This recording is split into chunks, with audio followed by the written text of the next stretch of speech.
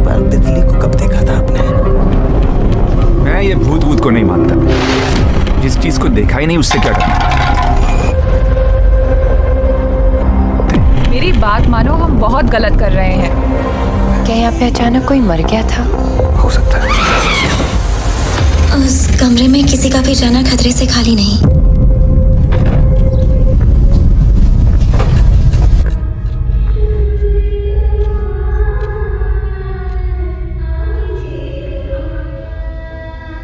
क्या इस बार भी हवेली के पीछे छुपा होगा कोई राज?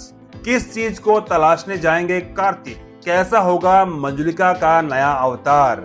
दोस्तों नमस्कार, मैं हूं प्रकाश विश्वकर्मा। स्वागत करता हूं आप सभी का बॉलीग्रेड स्टूडियोज में। एक ऐसी हवेली जिसके अंदर जाने वाले कभी लौट कर नहीं आते। कहा जाता है कि ऐसी हवेली में एक ऐसा साया है जो वहां जाने वालों को तड़पा तड़पा कर मारता है, लेकिन फिर भी लोग यहाँ जाना चाहते हैं। लेकिन क्यों? इसके पीछे की वजह वहाँ का मिरेकल फाउंटेन।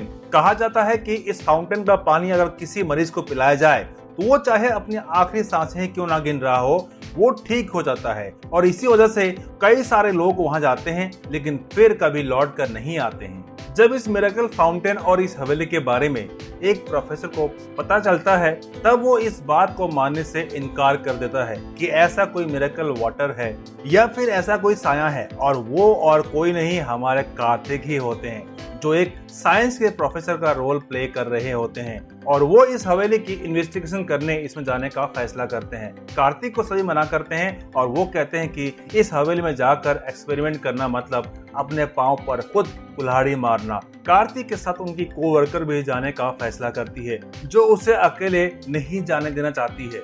अब इन दोनों का डरावना सफर शुरू होता है। हवेली तक पहुंचने का सफर थोड़ा कॉमिक तो थोड़ा डरावना होता है। तो वही रास्ते में उन्हें कई अजीब लोग मिलते हैं जो उनसे हवेली में न जाने के लिए कहते हैं।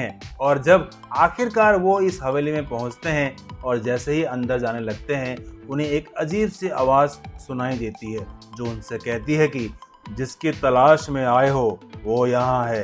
कार्तिक ने अपने कानों में हेडफोन लगाए हुए होते हैं, लेकिन उसके कोवर्कर ने नहीं, इसलिए वो इस मदहोश कर देने वाली आवाज के पीछे जाने लगती है। ऐसा लग रहा है मानो उसे वो आवाज उसकी ओर खींच रही हो। कार्तिक ये देखकर काफी हैरान हो जाते हैं और उसे रोकने की कोशिश करते हैं, लेकिन वो रुकती नहीं है। इसीलिए कार्तिक भी उसका पीछा करने लग जाते हैं। फिर हमें आमी जे तुमार गाना सुनने को मिलता है। और जब कार्तिक पीछा करके फाइनली हवेली के सबसे ऊपर वाले फ्लोर पर पहुंचते हैं, तो उन्हें एक काफी डरावनी चुड़ैल नजर आती है जो ये गाना गा रही होती है। उसके पीछे हमें एक फाउंटेन भी नजर आता है, शायद वही मिरेकल फाउंटेन है। कार्तिक अपनी कोवर्कर जो पूरी तरह से उस साए के वश में है, उससे बचाने के लिए उस साए को अपनी ओर अट्रैक्ट करता है, और वो भी कभी अपना हेडफोन नहीं उतारते हैं और उसकी आवाज नहीं सुनते हैं। वो उसे पुकारते हैं और उसे कहते हैं कि वो उससे नहीं डरता। ये सुनकर वो चुड़ैल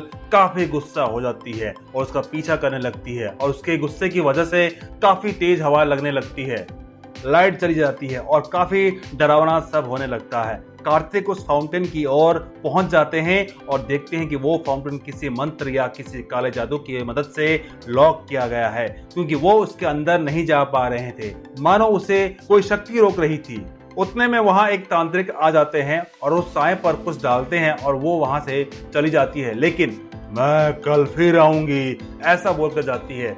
उसके जाते ही कार्तिक की कोवर्कर बेहोश हो जाती है और जब उसे होश आता है तो उसे कुछ भी याद नहीं होता है। जब कार्तिक उस तांत्रिक से इन सब के बारे में पूछते हैं, तब वो तांत्रिक कहते हैं कि ये साया मंजुलिका नाम की बंगालन का है, जिसके सच्चे प्यार शशिधर को राजा ने 20 सभा में मार दिया था। और जब उसे इस जादुई पानी के बारे में पता चला था, तब वो शशिधर को लेकर मरे हुए को वापस पाने की चाह में वो इस हवेली में आई थी। लेकिन जैसे ही राजा को इस बारे में पता चला था, तब उसने मंजुलिका को भी इसी हवेली में मार दिया था और उसकी लाश को फाउंटेन में जा गिरी थी। और जब दूसरे दिन उसके सिपाही लाशों को ठिकाने लगाने पहुंचे, तब उन्होंने देखा कि वहां कोई लाश नहीं थी और उन सभी को आवाजें सुनाई देने लगी जो उन्हें उनकी ओर खींच रही थी, और फिर उनकी चीखें सुनाई दी। तांत्रिक ने आगे बताया कि इस हवेली में मंजुलिका का साया है जो आज भी सबको अपनी मीठी आवाज से अपनी ओर खींचती है और फिर उन्हें मार देती है, क्योंकि इस गांव के किसी ने भी उसकी और शशिधर की मदद नहीं की थी।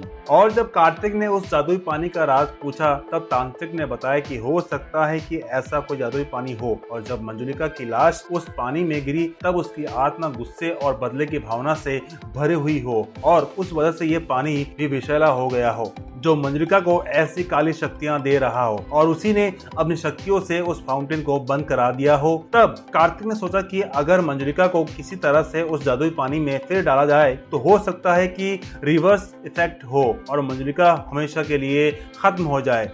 और फिर वो तीनों एक प्लान बनाना शुरू करते हैं। दोस्तों, अब क्या होगा उनका रेस्क्यू प्लान, ये मैं आपको कल के वीडियो में बताऊंगा। तब तक के लिए आप सोचिए और अपने व्यूज हमें कमेंट बॉक्स में जरूर बताइए। और साथ ही आप सभी के लिए एक इम्पोर्टेंट न्यूज, अगर आप भी सिनेमा की दुनिया से जुड़े रहना चाहते हैं और काम करना चाहते हैं तो डिस्क्रिप्शन बॉक्स में दिए गए लिंक पर क्लिक कीजिएगा और इस अपॉर्चुनिटी का भरपूर फायदा उठाइएगा। उम्मीद है आपको आज का वीडियो पसंद आया होगा और ऐसे ही वीडियोस देखते रहने के लिए हमारे चैनल को सब्सक्राइब करना ना भूलें।